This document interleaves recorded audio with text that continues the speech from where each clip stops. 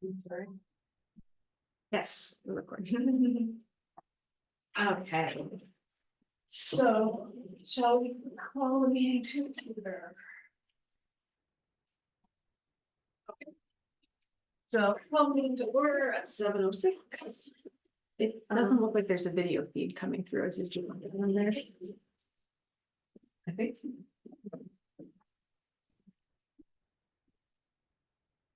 Have it, it looks like it's in here. Oh, you mean, wait, Yeah, mine's fine. I'm suddenly confused. So this is this is. That's what I realized the company. So it looks like that one's not like the video is not coming through of all of us. Oh, okay. So. Showing up here. I mean. No, it's. I'm gonna start trying again.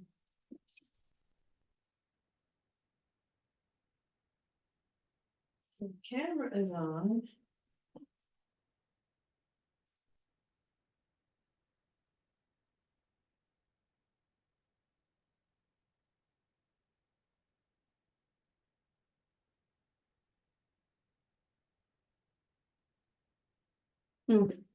Yeah. You're gonna start it and stop. Let's start again. I don't know. Or we can just go and it can be a voice recording. So it's not, we're showing this, which is us. We only had voice recording last time too, because we had internet trouble. Yeah, I can say. Let's just go. Okay. So can we have a motion to adopt the agenda, please? I make a motion to adopt.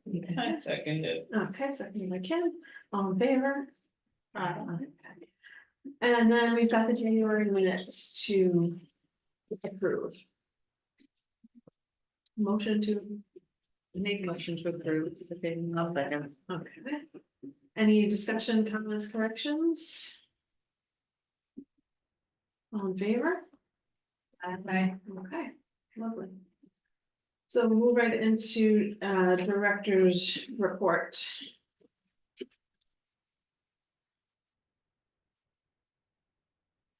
Let's see. So you have all of the upcoming programs. Some of the interesting ones, I just set up a yoga for kids program, so we can try and keep that out for kids ages 3 to 9, and she incorporates storytelling so she reads a book and they do yoga together, and it sounds like it's going to be fun. So we're going to try and see how if we can get that going and maybe make that a thing that happens here. Going to do Lego My Eggo party on Thursday. Is that waffles? Yes. I have waffle ice cream sundaes and building with Legos. Nice. It's always a good time. The art supply free sales coming up. In terms of programs that we had last month, we had a good turnout actually for the embroidery class, the Chinese New Year, the Valentine's making, even PJ story time. I had 2 families, which is nice because sometimes it's just one family that shows up. And even book group has got quite a few people showing up for it. So programs are going well there. It seems like everybody's the participation is definitely up.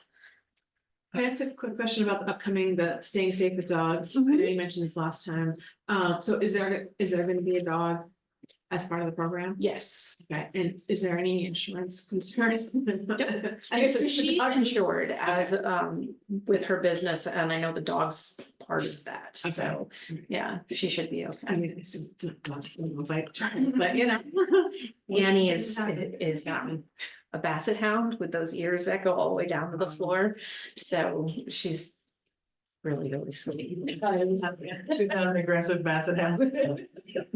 Not in any way, shape, or form. What does that mean? Stings? Yeah, it sure is. How to recognize things. Like most people think that if you come across a dog you don't know, you're supposed to put your hand out so they can smell you. Absolutely not. That's the wrong way. Wrong thing. So just that kind of thing, and things for kids to do to make sure that they don't, get on it, like don't jump on a dog, don't, all those little. I did that very thing, and got bitten pretty badly by a Saint Bernard. when I was a kid. I actually did the same thing recently and got bit by a dog, and I mean, she didn't really grab on, it was not bad, I but had a still. big hole in my hand.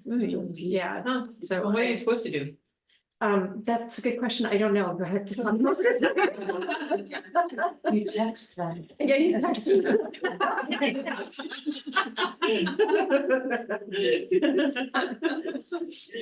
So.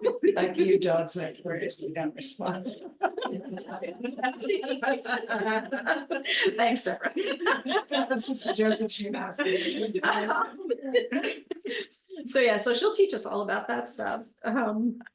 And then I do have some other things like for save the dates, but those are coming up in April. I have set up fairy houses with some stories. Actually, that's happening in March.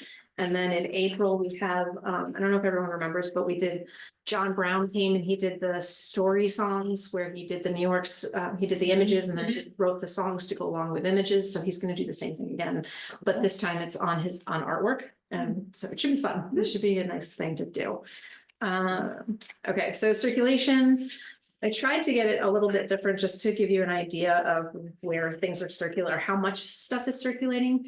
So right now we're starting off in 24 at the same, practically the same rate as we were. So that'll be able to see the trends a little bit better once the year goes on. And then the total visits to the library, also wanted to just make it so we are actually a lot higher this January than we were last year. So already, so that's pretty cool too. And I was able to figure out how to run the reports to find out how many patrons we've added in the different years. So in 21, we added 39 adults and 4 kids. 22, we added 37 adults and 18 kids. And then last year, 55 adults and 27 kids. And so far already in the month of January, we have 12 adults and 3 kids. So awesome. It's really good. Wow. And I was really happy to see that. So Really good. so yeah, so and those are all new. That's not like renewing or renewals. That's brand new people to the neighborhood. So and you'll see on the back cover page, there's the 2 little guys on the left-hand side. Those are the 2 newest patrons. They came to Chinese New Year and mom, dad, and the kids got library cards. So Are they new to the area or just new to the library? They're new to the area. So yeah. They actually just live right on 43, I think, from what they were telling me. So should be good. And then same thing, story time numbers are still like crazy high. We're still, I think we were at 13 yesterday. No, whatever day today. Yeah, yesterday. And Cheryl even had, I think she had 3 little ones, and one of the ones who was a regular was not there. So it's going well. And I'm keeping up with the Storytime corner on the library website, so people can go there for all of the different things, like the different themes that she's using, and then songs and rhymes and any kind of news. I have like a little news and information thing going. So it's pretty, I think it's working out well. Okay. So this month you can see the collection development stuff. We added 18 adult fiction, 3 nonfiction, 15 juvenile fiction, 2 nonfiction, 4 YA, 5 adult audiobooks, and 6 DVDs. Haven't withdrawn anything this month because I just haven't gotten to do that yet. Okay, so the fun stuff is we have 2 new volunteers. One is Sadie. She's coming and doing story time, and she was in the education department program at St. Rose. So she's got some time now and is going to come and help out at story times, which is great because she's also the one who won the scholarship last year for the library. So she's still involved in doing all those things that she really wants to do with the kids. And we have a young lady named Parker. She's a high school student. She is going to be coming in on Fridays to help out. And she's extremely enthusiastic and really wants to be a part of the library. She loves libraries, and nothing we give her is too small to do. So she is she's right there. She's gonna be good. Let's see, we also have two teenagers who want to help out with a teen night and give a presentation. They're gonna be doing, an Asian night for teen night, hopefully in March. These guys are part-timers. One lives in Williamstown, the other lives down in New Jersey, but they have a home here, and the other one in Williamstown used to have a home here, a second home. But Lena is Asian American, and she wants to bring some of her culture to the area. So she was like, let's do it. Okay. So we're working on that. I attended the DA meeting in Albany. Library Advocacy Day went well. Governor Hochul's proposal in the budget for library aid has increased this year, supposedly getting us back to the same numbers we were in 2010, something really long time ago. So one of the interesting things they did tell us is that last year, 3.8 million items, both physical and digital, were circulated in the Upper Hudson Library System. So that's all really a lot. It was great. And then that meant that 1.7 million items went through the courier, which was 550,000 bins per year. Yeah, so pretty cool to see that that's still circulating everything. So internet went down on the 31st of January after calling and spending an hour on hold and being on transfers from one person to the next person to this person to that person. I finally got hold of somebody who was in Chatham, and we were able to fix the issue. But it meant we were down for the internet for quite a while, actually. I think it was like at least 2 or 3 hours. We did get a credit of $25 on our bill because of the hassle that it was for me to go through all this nonsense. So I guess, well, okay. Better than nothing. It is. While dealing with all this, I found out that our wire service is still on the copper line. We are still on the copper line for phone and for internet. And our speed is only 20 megs up and 20 megs down, which is ridiculously slow. When we got it, it was the biggest and best that we could get. And now we're 6 years later, we're obsolete. So I've been working with Consolidated. We're going to be able to get 300 megs up and down with unlimited calling plan for long distance. Right now we pay for long distance. It's usually $11 or $12 a month. The cost is going to go from $163 a month to $185. So it's an extra 32, or excuse me, what is that? An extra $20 a month. So we're gonna try and see if that works. We should have the best internet we can, and we're gonna go to fiber optic instead of the copper. The other thing I looked into was trying to get another line for the library for fax machines, because right now when you have a fax, we have to unplug the phone line, plug the fax machine in, make the fax, then remember to unplug the phone line again, and then keep going from there. We can't really take faxes in unless we know the exact moment that someone's going to send the fax, because if that we know not to answer the phone. Right.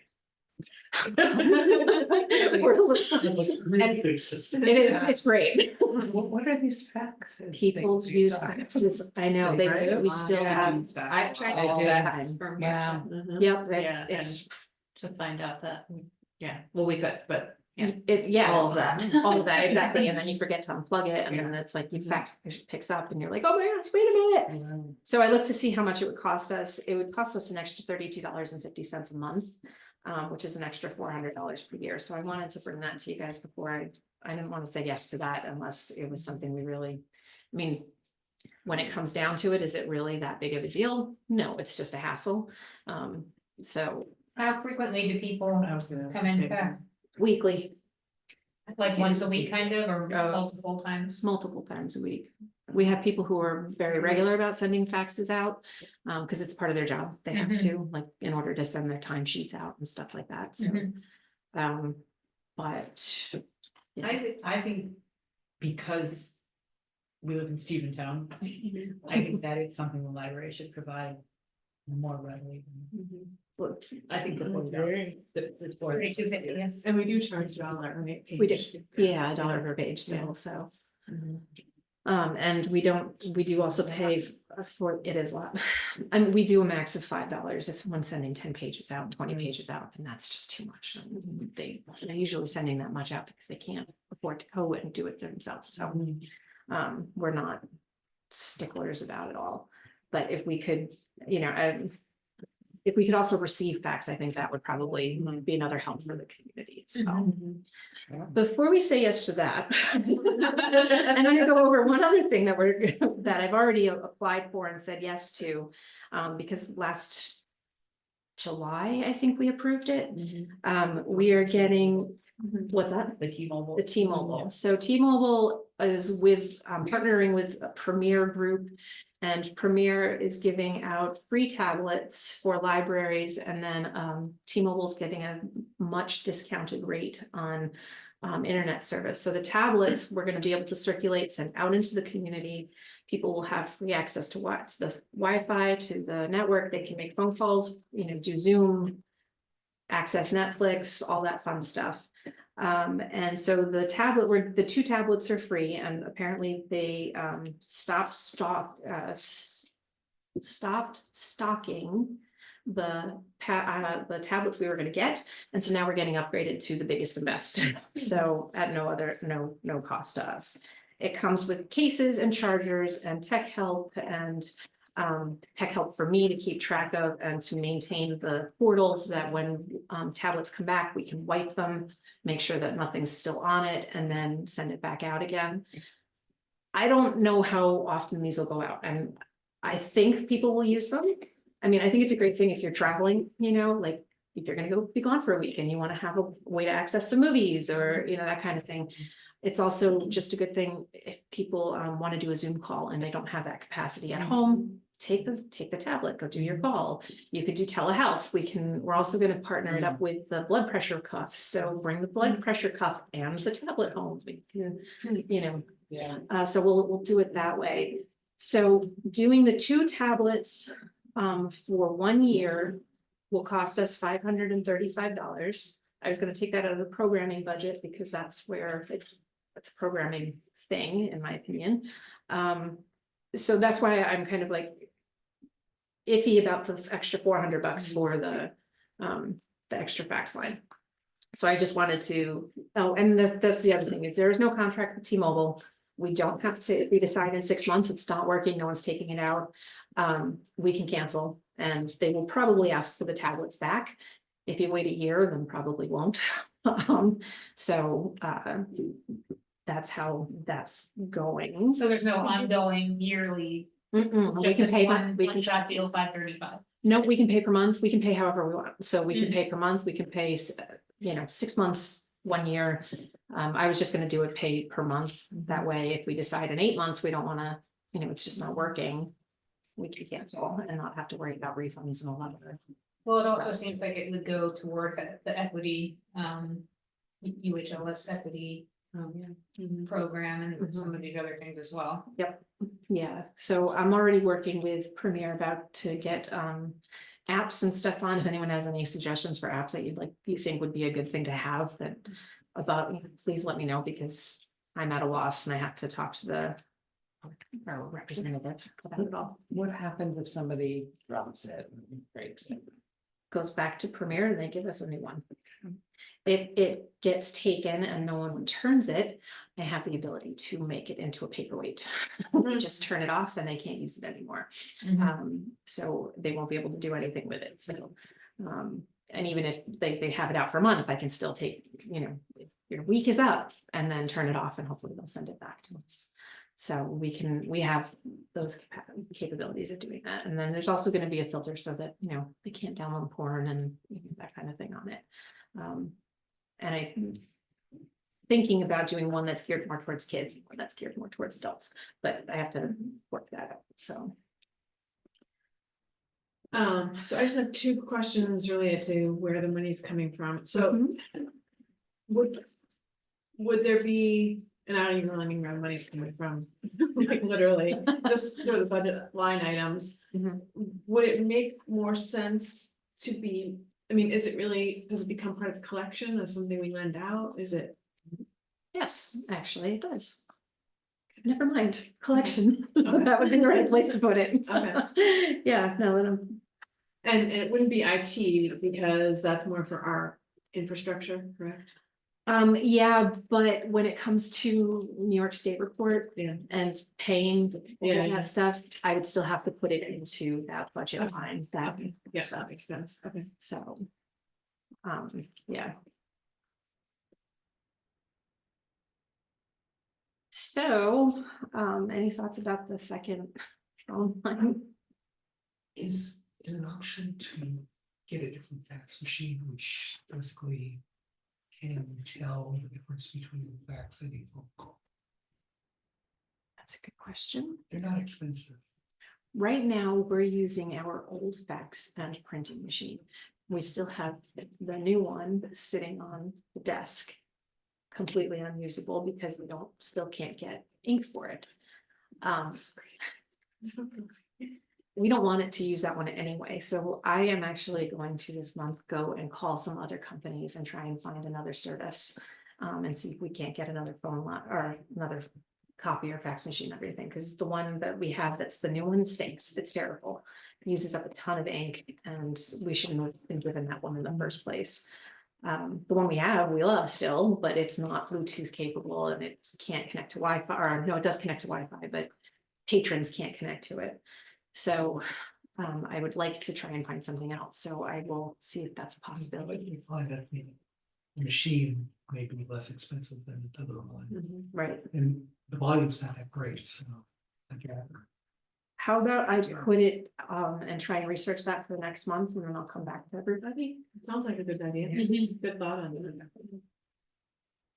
I just found a quick Google search, how to use a fax machine without a phone line, and there's a adapter that you can get. I'll send it to you. Oh, okay. It looks like there's like a box and it kind of goes between the, I don't know. I All right, haven't yeah. read that much of it yet, but I'll send it. Sounds good. Something with port. Let's see, I'm sorry to take up so much time right now. We had a staff meeting on the 5th and Deborah joined us to help with, talk about it happened at the library social media campaign, which everybody was super excited, I don't know if excited is the word, but they were kind of like, yes, we'll definitely. They had fun, certainly had fun talking about it. Yes, It's very good. we did. We got good stuff out of We it. did, yes, I've got the email that you sent.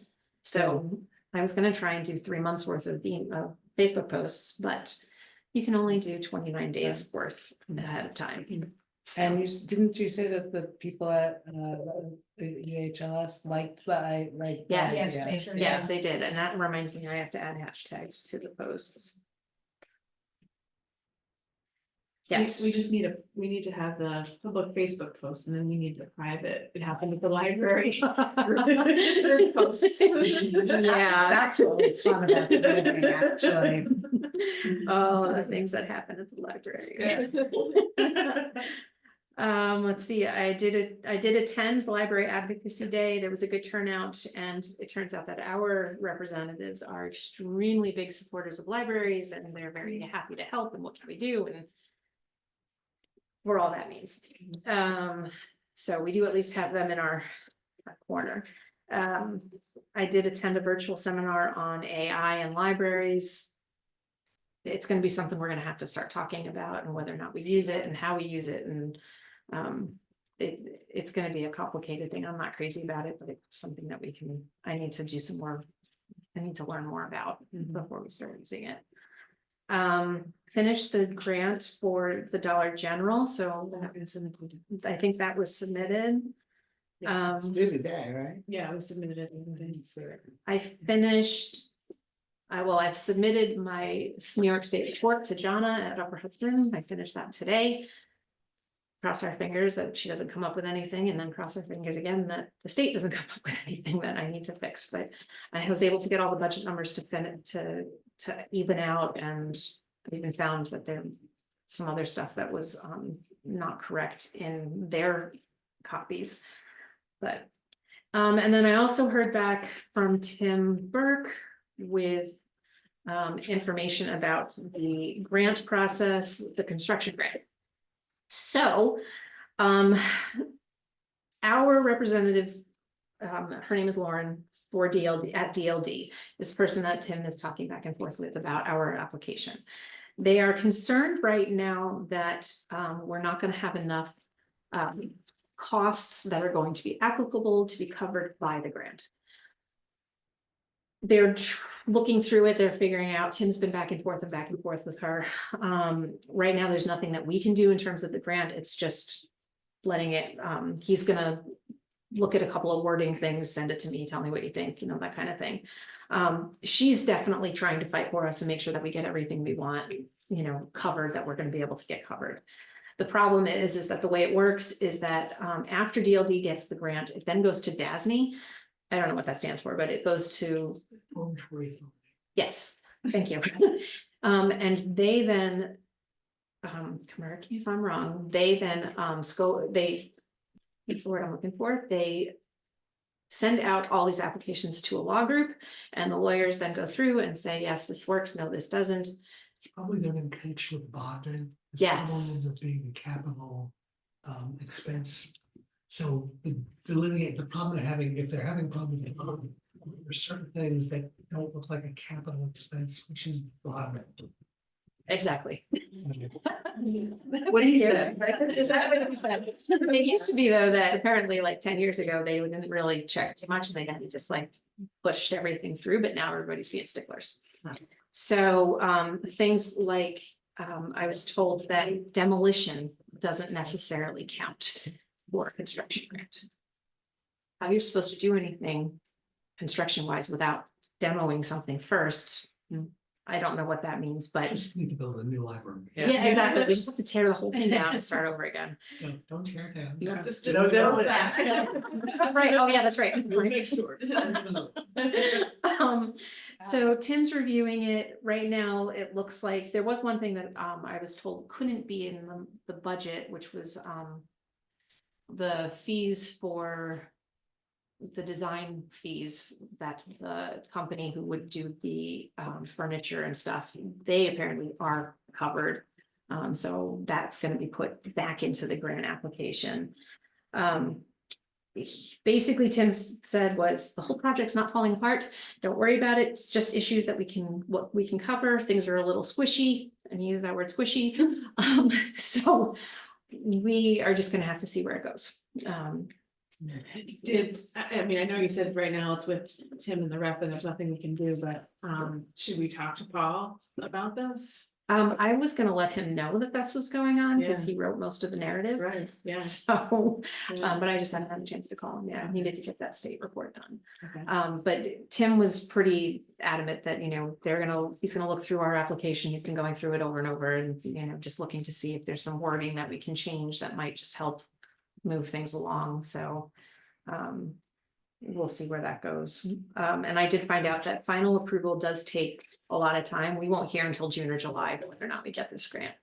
And then we won't get the actual money until July or August. So that's where we're just kind of, so Tim and Lauren are working on it and trying to figure out the best way to move forward with all of this stuff. So I'll keep you all updated about it. Can I ask a question related to this and advocacy day with meeting with our reps? So I know there's those other funding opportunities that you have to go through your reps for. Yeah. Maybe we need to be thinking about that, Mhm. particularly if there's gonna be things that you need to. That's definitely something we can try and ask for. I know that right now they just gave a tremendous amount of money to the Scatticoke Library because literally it was falling off. Right. So they just gave quite a bit to them.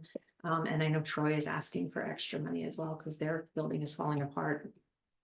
Like it's not doing well. And then the other building was flooded. So they're trying to get money for that, and then Cahoes is trying to get money, so everybody's trying to get money, but we can definitely petition and ask for it. I don't see why we couldn't. I did tell Vendette's representative that when I met with them, that we're trying for a grant, and you know, we need as much library aid as we possibly can, so at least maybe that might be in his.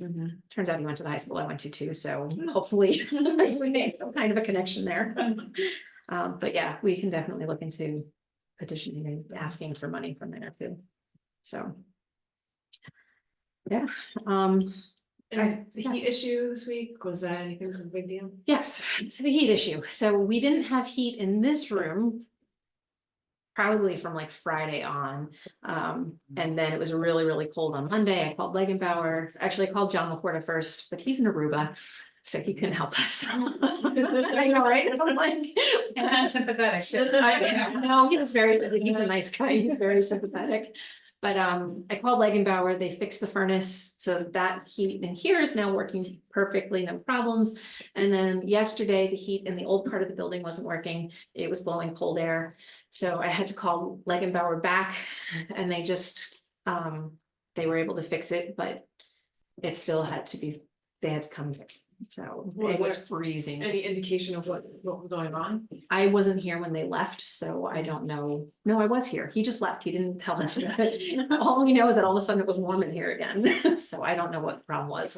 I will call Legenbauer and ask them if they can just give us a report.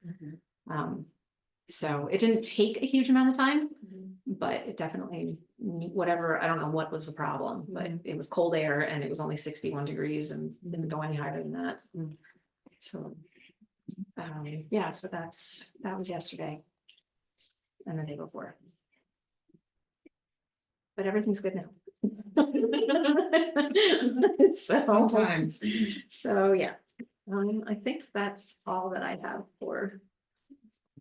It wasn't too much. Sorry. Any questions? All right, thanks, Kim, for all you're doing. No problem. It's a lot going on right now. Richard's not here, but he sent his reports. Anybody have any comments, questions on the financial reports? I assume the loan accounts, is that a hyphen, not a negative 2119 Loan accounts? on the bottom of the balances sheet? No, you know what? That's the credit card. At least I'm assuming that's the credit card. We haven't gotten a new bill for the new credit card. And that 2119 is for the old credit card. I had done a return before we knew we were going to cancel the card. So it is a. So we now have a credit Oh, on okay. that account. So I have to find out, I'm gonna have to have him call them and find out how we can get that transferred somehow or get that money back. They should be able to send a check. That's what I would figure, but I can't call them, so he's gonna have to, or Melanie might be the only one they will talk to because she's the one who's on the card. Yeah, so we'll see what happens on that one. Any other questions on financials?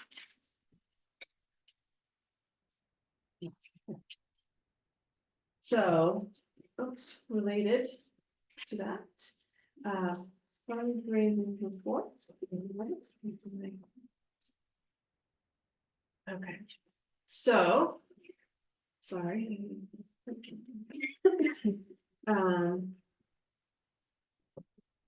We have the final tally, so we closed the annual appeal at the end of January.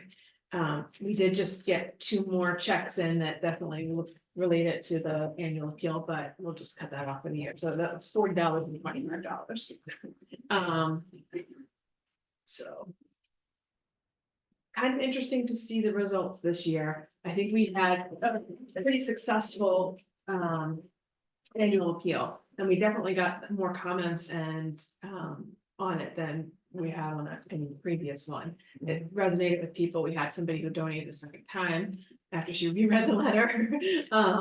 So definitely was. Yeah. Maybe that's the numbers are out too, It's possibly, right? Yeah. So, oh, I'm sorry, I forgot to discombobulate it. I forgot to print out the more detailed reports. They're not in the board meeting folder because it's not really public information, but I will send a link to those because I forgot to print them tonight. But basically we did very well. We had a lot of new people, so 43 first-time donors, and you can see that was compared to 13 last year. And their total of over $3,000 versus about a little over $1,000 the previous year. So that was really effective. So I think the combination of adding on the complete, well, it's not complete, but all the homeowners in Stephentown, from the tax records, sending it out to that additional group of people. And then with a message that really resonated, seemed to make a difference. Of course, we did. What was the gross for the annual appeal? Because that, here it says net less fees, so we're only looking at minus the cost for that, Sorry, wait a minute, where are you? the 2023 column, the first annual appeal. Yes. So the credit card fees and such. Oh, just the credit card fees, okay. When I track it, I don't track it in the database Mhm. with the fees removed. That's, you know, it was $50, I put $50 in there, and it actually was 48, whatever, Right. so. So we did have additional expenses this year because of, one, the additional people we mailed to, and then the fact that we used the mailing house. So that, you know, was a consideration. I think it was worth it, and but one, to reach the additional people, and two, we wouldn't have been able to get this out ourselves. This particularly on the time frame and everything else, it would have been way too much work. So with that, the donor acquisition cost was $18.39.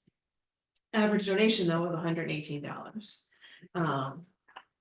So I think we have food for thought for next year as we start to plan on that. You know, do we want to use a mailing house again? Do we want to investigate that nonprofit status for the mailing so we have a less expensive mailing rate? So some things to start to think about for planning for this year.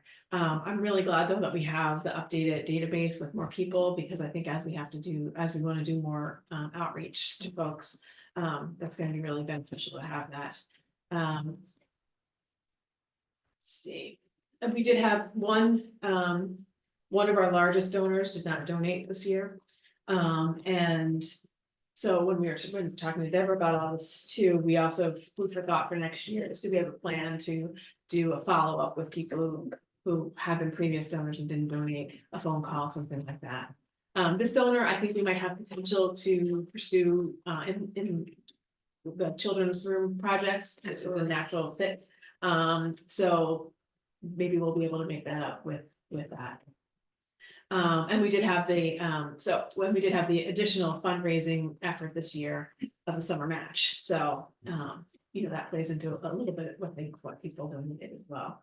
But overall, you know, I think we did well this year. We definitely have a stretch goal this year, as we know, and we threw in an additional amount of money that was just to basically make up the budget shortfall. So we're gonna have to be thinking about that as we move forward and what we're gonna do for this year. The raffle, I think we should consider that again. That did pretty well, relatively low effort. We could put teen night things out there again. That certainly people really seem to like that. Some of those specific kinds of fundraising efforts. This year with the children's room matching donation, we started to talk about some potential ways we might approach that. And this is, I think, where we want to start to form our working meetings, and whether that ends up being the full group or separate committees. But as all of these things do intertwine, so we can talk about this more in depth in a specific working session. But one thought is to pursue a smaller group of donors that we think would be more likely to donate a larger amount. Do things like naming options and things like that, but not necessarily do just out to the whole world for fundraising for this project. Again, we need to really think through the strategy of how we're going to approach all that. So that's mostly that for this year. I think the Elio software, obviously there's a cost to that, but it made it a lot easier. It made it a lot easier to get thank you notes out, tracking and reporting and all that kind of stuff, you know, at our fingertips now. We can look at things that we want to do as we're trying to craft different fundraising efforts and who we want to reach and all that. So I think it is worth it for sure. And then as we were going over all of this and also talking about grants and other things that we're pursuing, Deborah brought up something that about that's common in the world of boards, which is to be able to say that we have 100% rate of board members who are financially supporting the library. Some grants request that information. And the dollar amount's not so much important, just that the board is all in support, so. Just as a development director for 35 years, I don't think I've ever actually said that the dollar amount is on the bottom, but for my head, but really just, you know, whatever you can give, it's not, in this situation, it's more about foundations, communities wanting to know that, you know, if they're being asked for financial support, they want to know that the people who represent the library are also giving. So, you know, no, there doesn't have to be an amount for being on the board, Right. but there should be, you know, 100%. That's an giving. interesting philosophical issue, I think. Not so much on. It's depending on what kind of institution you're thinking about. Also, most of the fundraising, as you know, at the board level, you pick your board members, fundraise. This has always been a library of working boards. So that we've never really focused on hitting board members for contributions to the library. So to the extent that you're interested in knowing that or want to develop it, sort of a different model and a different culture than we've had in the past. I'm not. Not if we're asking like I'm not. $5, Yes, you know. But my point is a little bit different. No, I understand. I've been on boards like that, I'm and I saying understand that. People are donating their time. You know, sort of like money is money and time is simple. I totally get that. I've worked on boards that do that as well, but more and more, especially foundations are looking for that, and that believe me, I've done enough of these. There's no place to put so-and-so is, you know, donating their expertise at this. You've encountered this, Yeah. right? I'm Yeah. not suggesting you wrong. Yeah, I'm just suggesting that that's a different model than this board in the past. And when we were talking, I mentioned I know that has come up in the past about should there be some sort of required amount, and that's been very, you know, strong no, and I agree with that as well, because we want to attract a diverse group of people who can support and help the library, and it's not about the financial contribution. But if it is simply that, you know, and I don't think it has been a problem in the past or now that, you know, a nominal donation counts. Mhm. In addition to what people are really donating, which is their time and their expertise and their passion for it. Yeah. So, I don't think there's anything that has to be decided right now, No, and we don't no. have any pending. Also, like if you're buying Requests. things on behalf of the library, if you. That's know, what I was gonna ask. I was for thinking this- of, because I'm sure you have. For the question of grants and that you were saying, they Mhm. look for that information. Is it like all of the board members donated to the annual appeal, or that To the everyone? library. Yeah, okay. And I just didn't know if there was a specific, if you were, because it's all in this conversation, the annual appeal, if it was specifically tied to that, or if it's just, we should all be financially contributing what we can. Oh. Yeah, Right, yeah, is that what you mean? or, yeah, And it can be at campaign level, depending on how you're selling the campaign or, you know, promoting the campaign. Like if there's 100% board participation in like when we have capital campaigns, we try and tell donors that, you know, there's 100% participation in this campaign by the board mhm, to show the support internally as well as going outside. yeah. And like you said, it doesn't, well, not like you said, it doesn't have to be a dollar amount, like we, yeah, No, it should be whatever. yeah. Just this, use the Even words if it- 100% board participation. Exactly, If that's all, right, yeah. it's just the language, Yeah. right? And we can track now too, better the like in-kind donations and things like that, That's so, great, which we should right. do now. Yeah, But since we can do that easily, because there's plenty of that goes on. Yes. oh, yeah, in-kind donations should be entered, Yeah. and you can consider those as well, yeah, Is there a way to do that on the Elio software? I would imagine so. Yeah, If there it's is. donor software, yeah. Yeah. Which reminds me, Kim and I are gonna go over now that, oh, not now, in a little bit. The software to see if we can streamline, because right now there's a ton of duplications going on, with entering one system and another, and so we're gonna look at it together. Because she knows QuickBooks and all that aspect and the other things that she uses to track, and we'll look at this and see if we can figure out what the process should be moving forward, so that we can eliminate some of that. That'd be nice. Okay. Any other comments, questions? Yeah, how many people gave this year in the annual fund? Hold on one second. How many people gave, are they? Please hold. Questions to us. Looks like Chris is having flashbacks over here. Oh my god. Say 129, somewhere around there. Shall we have Kim? Hold on a minute. I pulled my fancy report.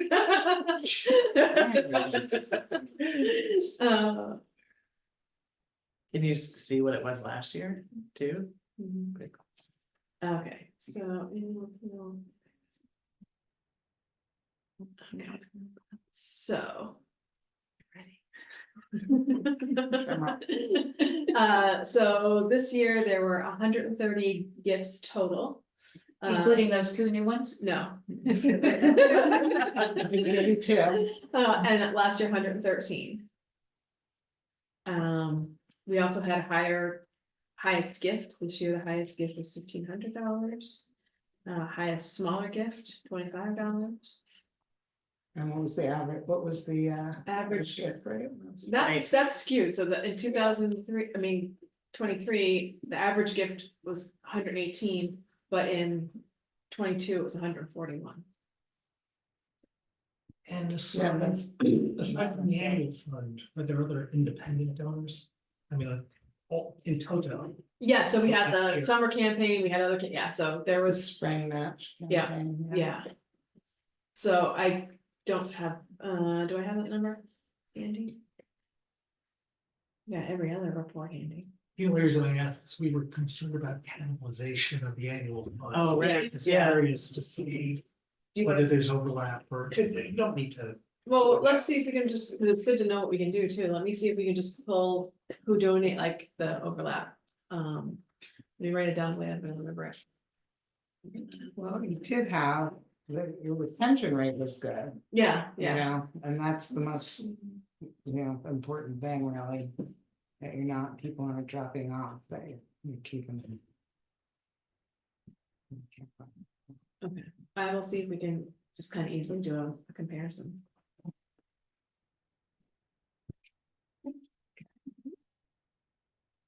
You do need to mention though about, it's not like. For fundraising, I mean, Say that again? it's not looking good in 2024 for fundraising. I mean, there is that, everything that comes across my email in terms of. Philanthropy, all of the. Well, it's been dropping for a while, and actually, individual giving is. At its lowest since like in 20 years. It is a lack of trust has in not-for-profits has actually grown and affected people's giving. Also, despite what I mean, there's still a lot, people are nervous about the economy, people are nervous about elections, everything, everything. Everything. People are nervous about everything. I learned a lack of Yeah. trust in almost everything. too. Yes, yeah, Yeah. so, But in no one can go to the grocery store and not spend $100. no, I mean, it's, like, yeah, I wouldn't spend it's so much scary. money on, that they're, spending wasn't down for groceries or what was the other thing too, you think that like. Utilities or something, so, Right. spending's up, it's not because people are. Buying more electricity, it's because it costs more, Right. We Right, don't have the money. and so much philanthropy in this country for so long was the smaller gifts, right? You always wanted, you didn't want things too heavy at the top, because it's just gonna tip over. And that's changed, right? People, so it's the people who actually like budget, like, okay, this year I'm gonna give $50 to whatever organization. But it's those smaller gifts and and for, organizations, lots of them that can support an organization, and those are evaporating, so. Yeah. I didn't share that article, I only wanted to depress Jen. Yeah.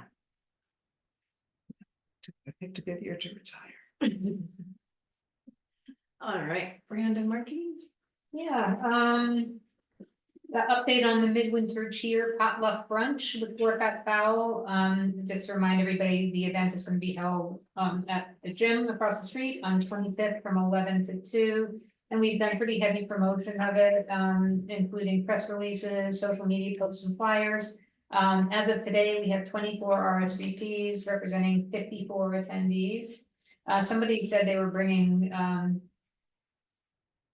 some sort of pork stuff like bacon and things like that. How many pounds should they bring, and should they cook it first? And please text them. So I saw that a number of people were bringing meats, so I said, I wouldn't go more than a pound or to 2, and I would definitely cook it first. Like, you could probably heat it up there, but cook it, so. Bacon's not very good. Yeah. She said, thank you. So I sent her the text. So we do have things that we need to get together.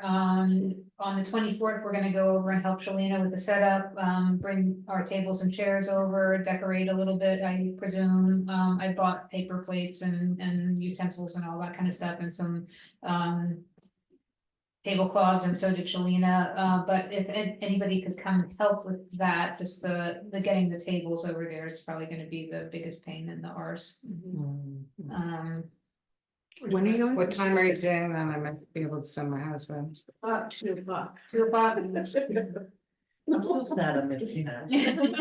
I'm missing it, I'm going away for 1 week for work and I'm missing like all these. Let me write anything. When are you doing the setup? The 24th. What? 2 o'clock. Yeah, 2 o'clock on the 24th to move everything over.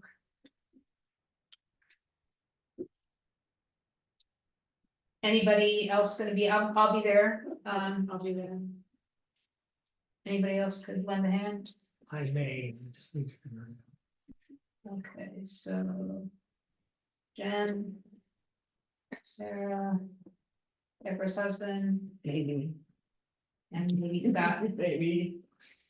husband, and. Doing it at 2 those are o'clock? maybes. I might be able to get 2 teenage boys to come and do it. as well. Probably, Toby That's will be. perfect.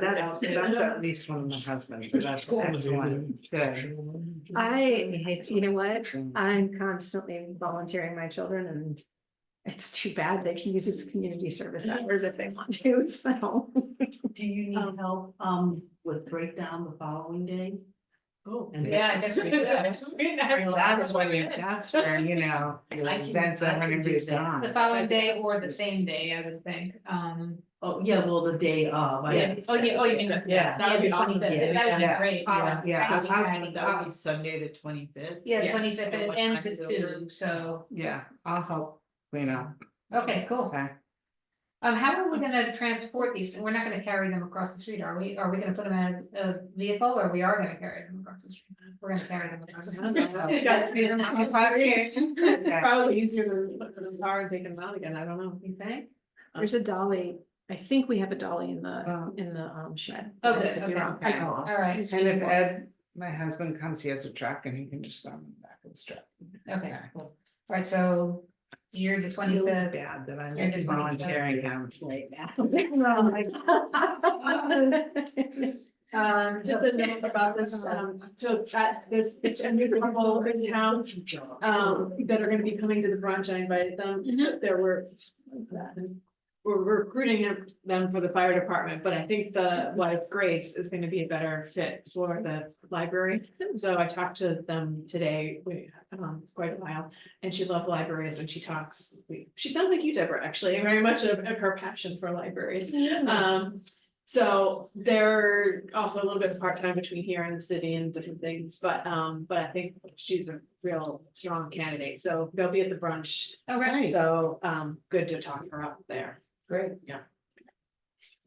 You look like that's my job. Oh. Is that what you're telling me to talk about? Okay, I got that. A lot like you. Right, that's gonna be a driver. Right, yeah. Oh, real. Yeah, he's gonna be an ambulance driver. That's cool.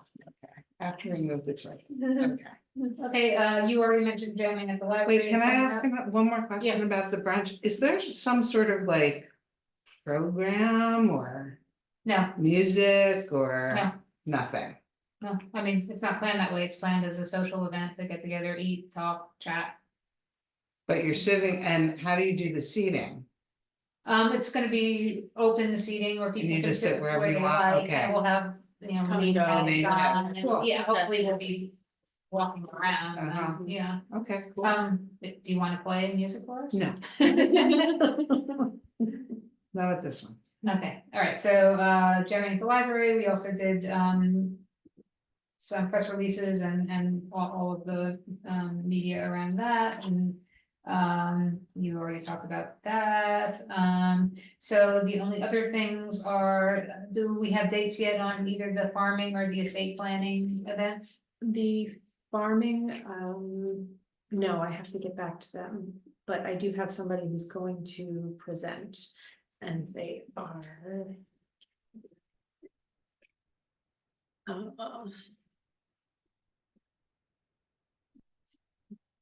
Presentation. Chris Ferrero. Presentation. Just got lots of different talks to do. Wildlife, go native, pollinators, And Chris will do all of them? they can. Oh, cool. She's got 20 different things on here that we can Wow. Wow. dividing perennials, deer defense, putting your garden to bed. Oh, that sounds great. Yeah. Wow. Hydrangeas, power of purple in gardens. So I just need to get back in touch with her and That was the first one, yeah, okay. I have to find out how much she's costs, but she lives in Stockbridge and is trained by Cornell as a master gardener and loves libraries. Fantastic. So we will start that. We'll see how much she likes them. And then the estate planning one. It sounded like you had somebody lined up for the estate planning one as Well, well. more like moving, how to consolidate your house as you get older, but I'm looking into the other stuff, the estate stuff. Okay, so later on that, A senior moves manager, that is what they yes. call themselves. And if she doesn't get back to me, then I'm gonna go after the I other think she people. already did get Did? back. I didn't, oh, maybe she just copied you. I thought that she did lots of us. I'm gonna keep talking. The new Lebanon Library is holding an art supply swap that sounds sort of similar to what we were planning to do, and you're hoping, Jen, that somebody could attend, I think, just to I just thought we should probably check it out. do some recognizance, yes. So I don't know if anybody's available on February 29th to just go check out what's happening with the new. Maybe I can. What day? The 29th is. So you want to call down the making movies here. Yes, Thursday. So you're gonna be in touch with her. Yeah, but she sent it to you too. That's Already weird. volunteered. And we still need the bios for Richard, Deborah and Karen and photos for Karen and Deborah in the trustee section of the website. Done. Wait, say that again? I'm sorry. You still need bios for Richard, Deborah and Karen. No, she Oh, has my bio. your bio. It's up there, isn't it? Bio. Okay, the last I looked, it wasn't, so Richard and Karen bios, photos, Deborah, Karen. Yes. Well, I think Richard's bio.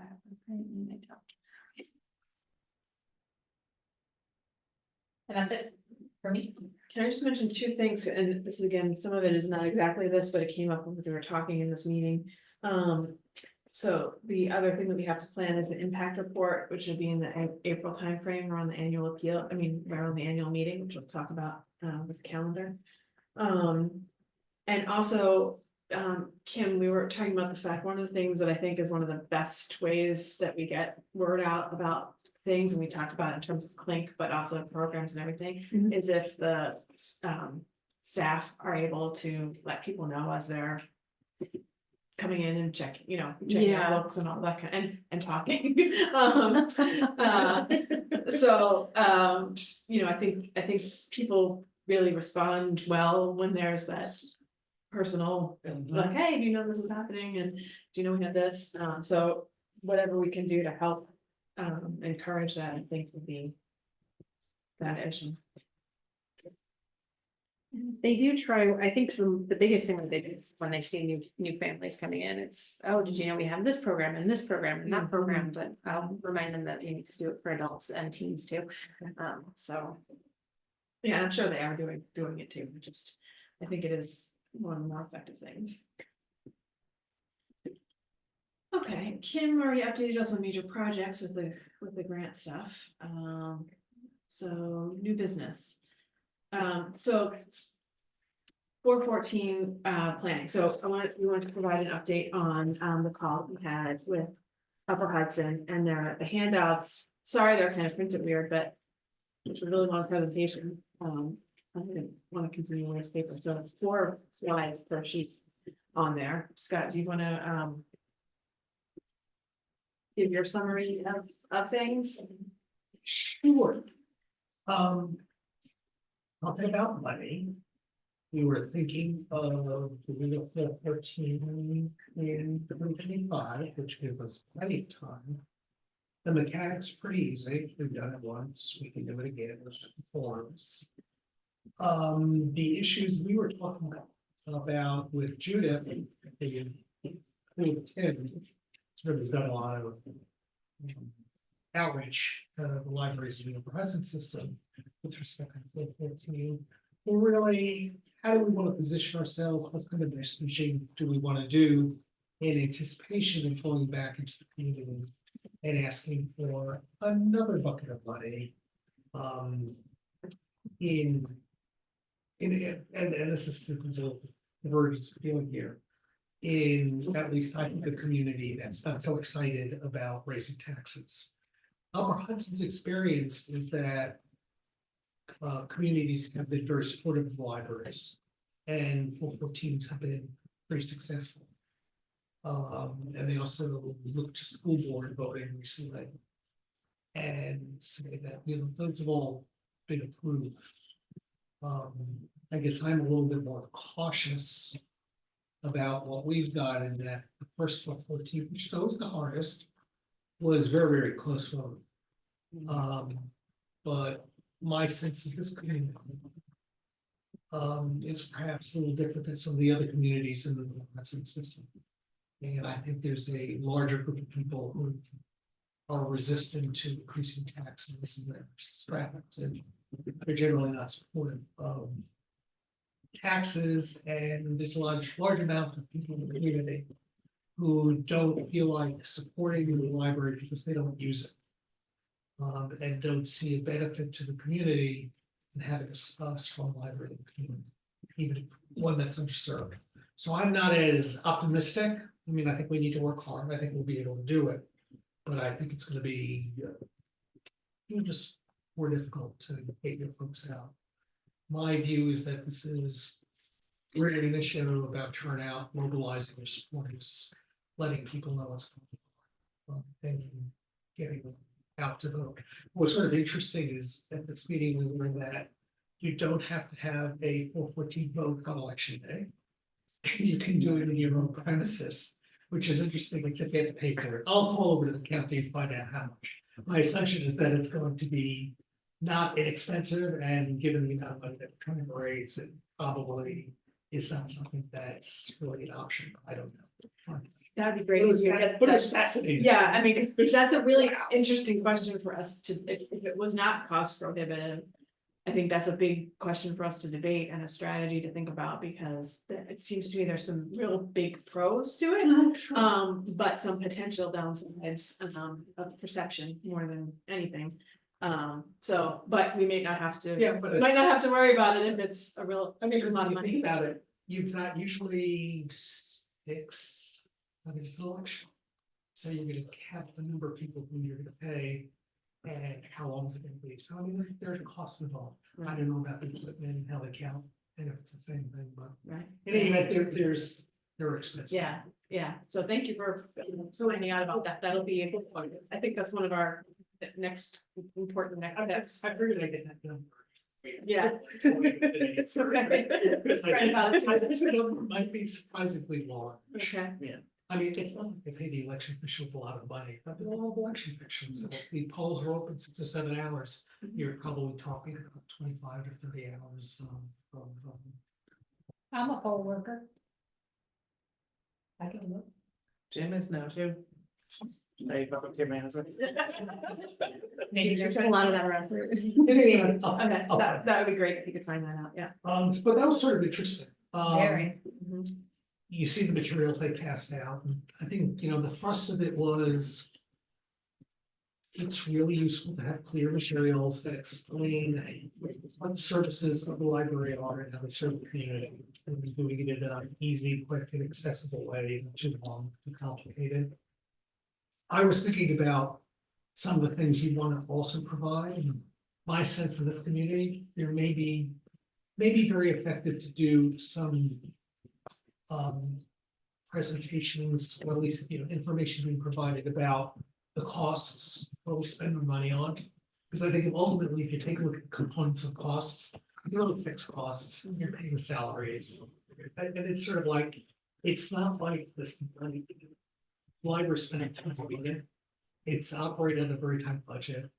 Our outputs are pretty flexible. And it's not like you're spending lots of money. And then if you cost it over time, putting aside the fact that we asked for like twice as much as the town was giving us first time, and now we're waiting to ask for another bump. But if you do it incrementally over the year, I think that presents a pretty convincing story that it's not like we're just burning money. It's- And I think that's as important as the services are. I think the message that this is a lean operation, and, you know, we're careful and we're constrained. And the amount more that we're asking really is keeping the doors open, keeping the services there. And so I think that's important too. The other issue is how frequently you go over to do it. And I think that's sort of an interesting issue in the sense of. They were talking about doing it on an annual basis as one way of doing it. Or maybe, you know, every 2 years or so, or every 3 years, getting people in the habit of expecting that there's going to be incremental increases in the library budget, rather than every 4 or 5 years or 6 years, and then coming to the meeting and asking for a larger nut. So we may want to think about that. Kind of like the school budget. Right. Exactly. Yeah. It's really like that. So that's, I mean, that's another option.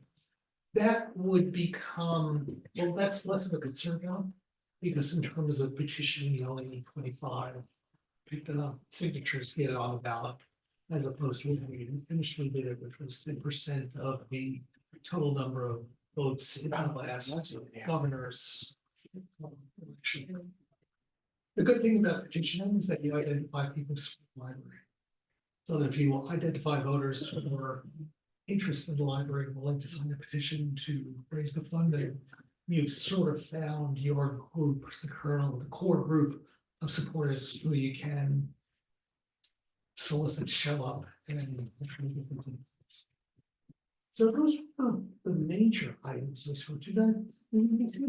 I think also talking to, or identifying those organizations that are inclined to be friendly toward the library, that we know are inclined to be friendly toward the library, and see if we can make inroads there, with presentations. Leveraging the personal connections. We did find out too, I mentioned that there was a notice that the seniors, they had their new elections or whatever, the seniors group, and Yvonne Meekins is now the president of the seniors, and the Meekins have been very supportive. So that's gonna be a nice, I mean, we've made good inroads with the seniors anyway, but there might be an opportunity to, you know, do a little more of that, which is good.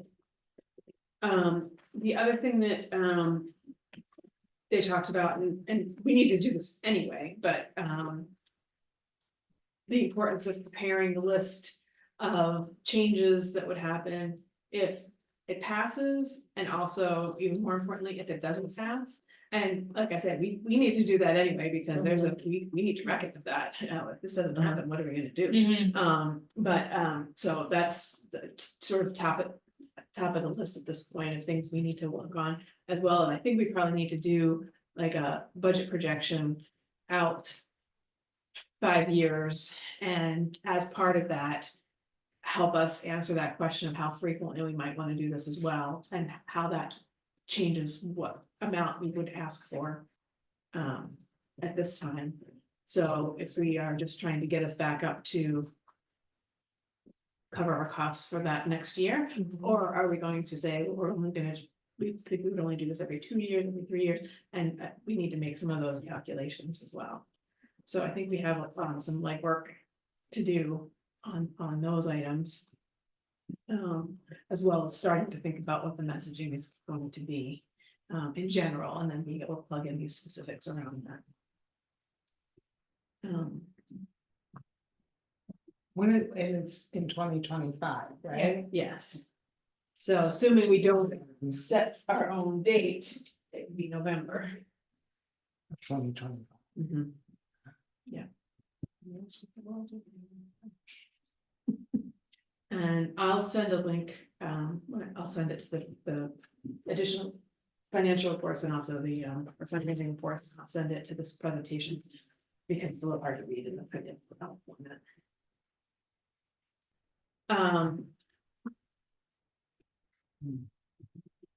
And Judith has other examples of materials that other libraries have put together, which we can look at as well.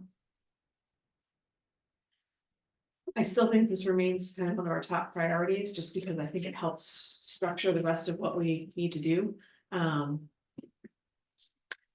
don't know if people have any other thoughts on that right now, but I think a lot of, the other major point was, we did talk to her about did she think that there could be a potential downside to the fact if we do the children's room work at the time that we would, you know, Scott articulated that concern, you know, oh, well, you just spent a bunch of money and all that. She did not, she thought that could be easily managed in messaging, that there's a kind of a clear message to put out there. You never know if that's gonna be the case or not, but and also that it's internal, it's inside work, and there's no addition happening, there's no Under the radar. building, it's a little bit under the radar, and it's not like an ostentatious project. And you know, as long as you can, people are open to the message, it's Kids too, Right, which is, you know, usually. And Pretty good track. all the time, what's fascinating about all this stuff is you never know. I mean, you do the best you can, yeah. and ultimately. There's sort of, you develop a breadth of experience over a period of time, which I don't think anyone really has with respect to this stuff. And then things change, the attitudes change. So it's sort of like you think you're going in the right direction, and you just not wrong. I think what's very funny though is when you talk about under the radar, in my view, coming from a big city where no one knows anyone. And coming here, there's nothing under the radar. Right. So I was just thinking that too, just because it's inside, people aren't gonna know what's going on. but it's supporters that are gonna see it. 'cause Yeah, they're yeah, here, yeah, so. yeah. Yeah. That's right. But the detractors will hear about it. Well, they will, yeah, they will. I was just thinking about that, like how fast they will go. That was my own. And we have a good story to tell because it's largely donation, Based, You're yeah. getting 75% from the state, right? and most of the other expenses are covered by gifts Right. dedicated, so, yeah, there's a story there. Yeah, as long as we can get it But- out there, it's a good story, Right, but make sure The you- question ends up Yeah. being, it will be well received by people who support Right. or who are neither here nor there, but, you know, don't have any antipathy towards the library. And then with respect to, depending on what the core of the other group is, will make a difference. Because if basically Yeah. the concern is, I'm strapped, Right. I'm barely making it, Mhm, I can't afford this and I don't use it, mhm, it doesn't make a difference. mhm. So, And the yeah, fact that we were able to attract a lot of new donors, a much Right. larger proportion of new donors, those are likely yeses. Supporters, right? Um, Yeah, right. And those kinds of changes that just happened over the course of the year seem like if we can tap into that, pretty positive. Right, Yeah. yeah. I mean, I think we'll be able to do it, but And it's gonna be accumulating. It's the third time they've gone by. Oh, it's Sultan. Oh, They're yeah, plowing. it's largely like, look at They're the- plowing, yeah. Yeah, it looks like there's like maybe a quarter inch or more. It's making up for the storm that wasn't. Yeah, once in a I was like, oh. zero. Oh. Gonna pick my kids up. I'm sorry. Somebody got a husband. Sure. I didn't hear what you said, but I still knew what you said. Anything about this, this is what This is half time, stop it. it's just gonna have to read your minutes to see what his task is. Oh, wow. So I think the conclusion that we reached after we regrouped on after the call was that we probably need to do some internal work first. And then perhaps go back to Upper Hudson with what we're coming up with. Review that with them and then perhaps have them talk to us as a larger group with what we have started to plot out. I don't know if anyone, that seems good to everybody else, but seems like the best way to move forward.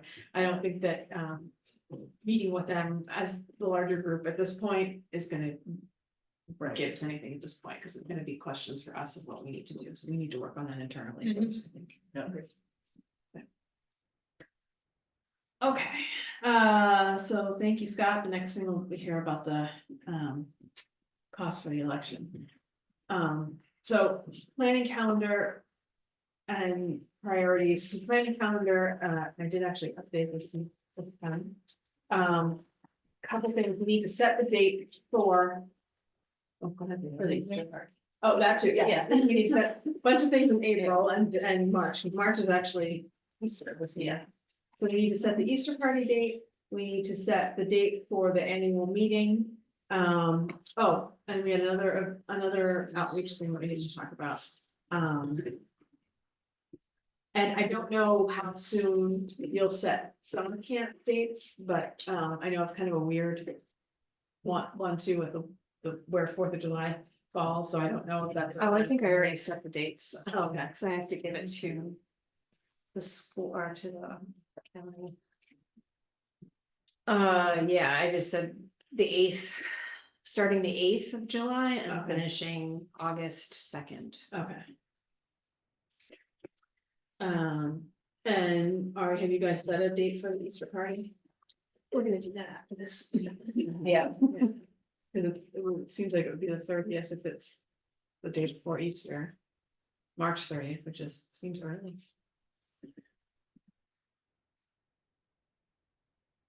My only problem is I can't be here for that day or the week after, if we were to do it the week after, so. Do it without you or do it. Or don't do it. No. Cam's not here, we can't do it. Yeah, so likely the 30th without Kim. Probably, right? Mhm. With a rain date, maybe, Friday again, or? I don't think we usually do it for, because most of the stuff we can do inside. If we wanted to. Or we can try, but. I think we did do it last year or 2 years ago. Yeah, We Friday. did it on the rain date, yeah. So maybe we can just tend But to it's have early. that. In March, you might wanna call this snow rain day. Yeah. Well, yeah, I just mean like a alternate weather, Weather day, yeah. but that, the day before. In the afternoon, I think that's what we did. 29th. 29th, that's what we did previous. Yes, and that was the first day of summer or spring break, so it was okay to do it on a Friday. Right. Okay. Do you think Vicky could be recruited in to help on? Probably, I'm sure The two new team volunteers? team volunteers, Yeah. Rebecca, Elaine. And that's still the first day of spring break, so it's still same goes. Yeah. Yeah, Okay, not being in school. yeah, we can plan it all out, yeah, I'm sure everything's good to go, yeah. Thanks. Okay. Cool. Annual meeting, so we usually do that April. Seemed to me that maybe April 7th might be an option. Because, why did I think that? I won't be in town. Okay, so that's not an option. Oh, I thought because of National Library Week, I thought we could tie it into that. But not if Kim's there, unless you want to get out of it, Kim. So we have been doing it on a Sunday. That doesn't have to stay that way, I suppose. For what? What'd you, I missed that. Our annual meeting. Oh. If we do it the 14th, I think that's what we had happen last year, which is we had the annual meeting and then we had our regular board meeting that same week and nobody was very happy about that.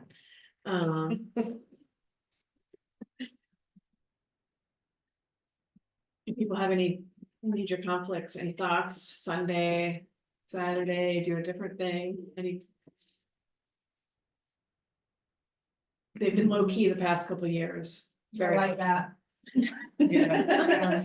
Don't invite Janet this year, Scott. We don't want any attendees.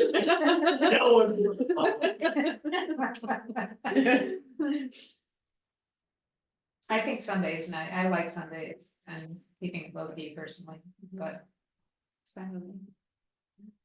Or do we want to do it the same week as our board meeting? Do we want to do it? So the one thing that we were talking about, which we hadn't talked about here, was the potential of doing this Earth Day litter cleanup thing, which we're gonna talk about. If we did that on Earth Day, that is the weekend of the 20th. So we could do it on the 21st. I think it might be nice to, I mean, it kind of blows a weekend in a certain way, but in another way, it's doing something really good for the community at the same time that we're having the annual meeting, and that might be kind of a nice up kind of feeling. So we've got the 21st on the up for grabs, up for the vote. So Passover is the same day as Earth Day. It is. Did you say? Yeah, it is. Anyone else have any conflict on the 21st? I do not. No, I don't have time. Thank you.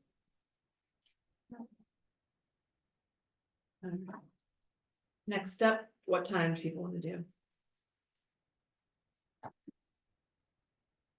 I think last year we did like 4 o'clock, 5 o'clock. I liked that. Again, it's not too late.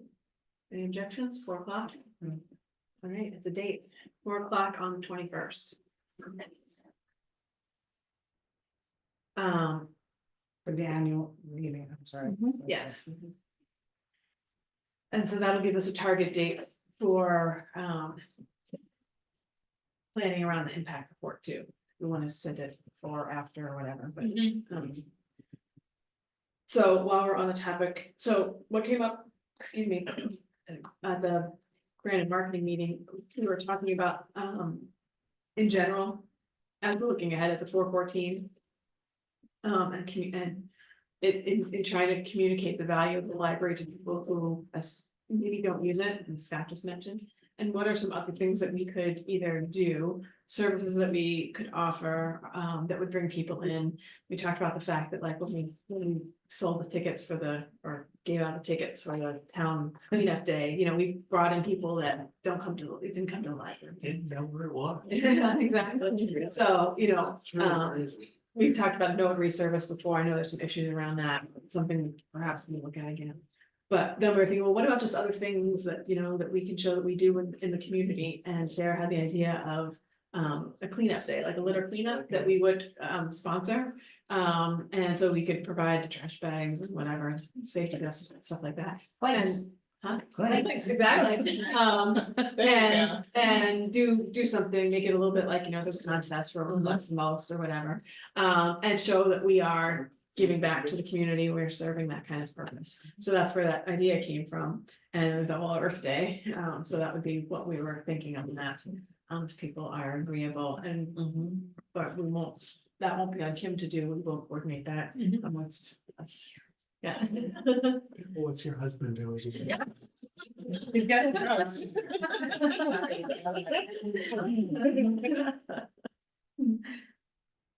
All right. That sounds So, good. so we'll put that on for the 20th, the annual meeting for the 21st, that'll give us some good messaging. We can do some press releases around all that stuff too, so. Time to be determined on. Okay. Other things like that would be good to Mhm. think about. Yeah. Right? They're really, Yeah. really good to think about. Okay. And.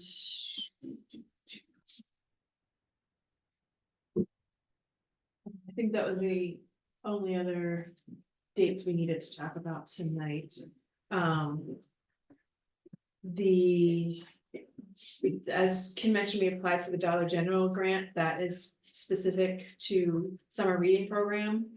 As is the Stewart's that Kim applied for. The Dollar General is a little bit tight timeframe. Their notice happens in May.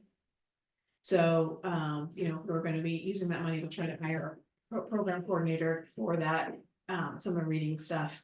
You know, it's kind of last minute that we would be doing that because they got to start their work in May and June. I'm not sure when the Stewart's is. We should hear about that this month, in March, I think. In March, okay.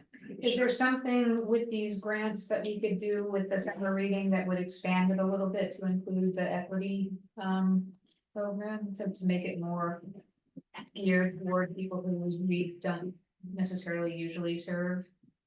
We can try and look into it, see what I can figure out.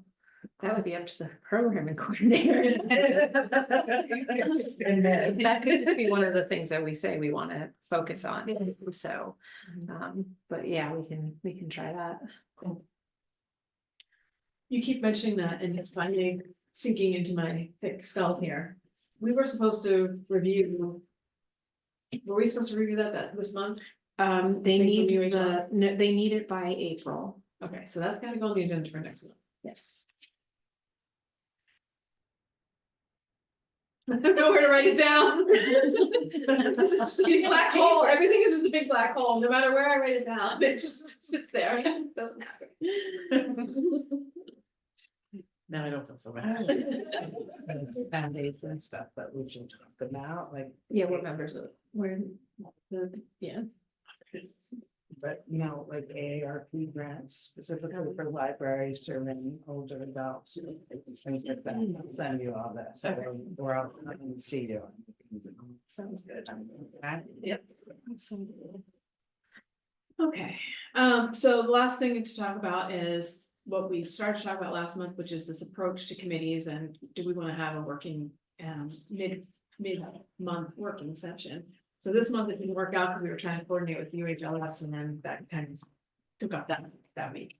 But since the focus, I think, initial focus is going to be on the forefront, the question is, do we want to just schedule a mid-month working meeting? where that's sort of the main topic and we may break off into some separate things.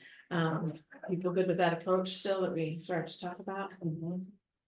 And if that's the case, do we want to look for the 7th of March, and then our board meeting is on the 21st? I have a test on the night, don't I? Oh, you do.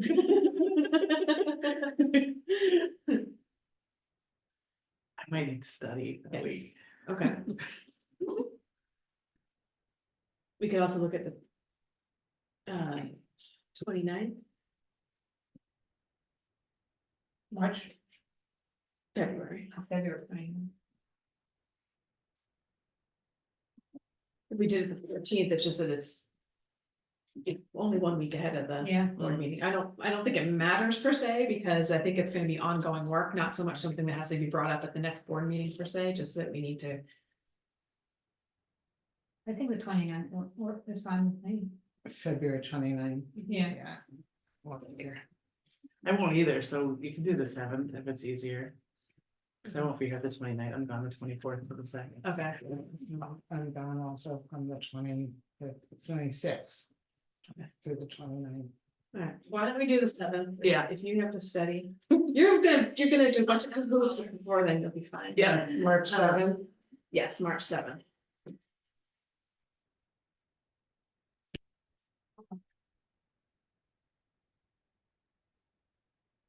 What time? 7 o'clock work for everybody? And we'll try to do some legwork in advance. Hopefully we'll have the information from Scott on the election thing. And I'm gonna talk to Kim and Richard about some of the budget stuff and. So So we'll have- it's meeting on the 7th at the chair.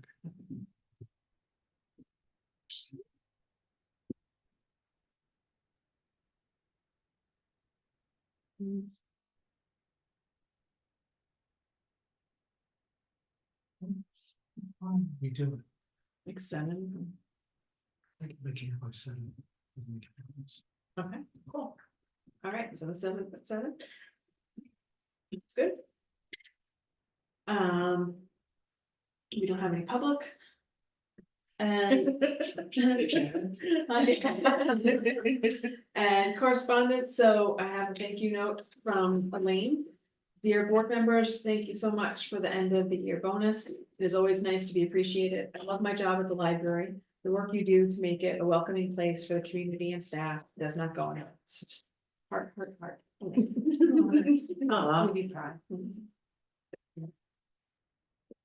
And the other, we received a donation from the Stephentown Federated Churches Men's Breakfast Group. So they are, which actually I think is now, there's trying to call it the community Community breakfast. breakfast group. Mhm. So they are trying to be more community focused, and they welcome everybody to join that breakfast as well monthly. It's just a nice. Which church is that? On Garfield Road, the Federated Church. So the one where the food pantry is? Yes. Right by Presbyterian, yep. Yeah, so I think that's the first Sunday of the month, Yeah, so. at 8 o'clock. Mhm. Yeah, it's a little early. Yeah. Kim's not gonna be coming, that's not gonna be her community outreach project. I had to take my dog to the vet at 8 o'clock this morning. That was not fun, so. Now my kids don't have to be at school. I don't have to drive anyone. Yeah, Sundays, yeah. Anybody have anything else we didn't cover? Anything we're missing? You just talking to you. Okay. All right, do we have a motion to adjourn? Motion. No. It was like. I was just gonna say it so fast. I know. I was trying to be cheap and cool. I second the motion. There you go.